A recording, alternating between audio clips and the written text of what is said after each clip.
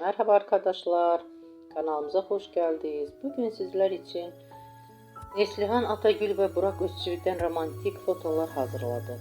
Burak Özçivit Karaser'de Kurumuş Osman ve Çalı Kuşu dizisinde rol almış. Herkes tarafından beğenilmişti. Biz de sizler için onların güzel paylaşımlarını hazırladık. Bu videoların devamlı gelmesini istiyorsanız kanalımıza abone olup yorum yazmayı unutmayın. Bizden bu kadar.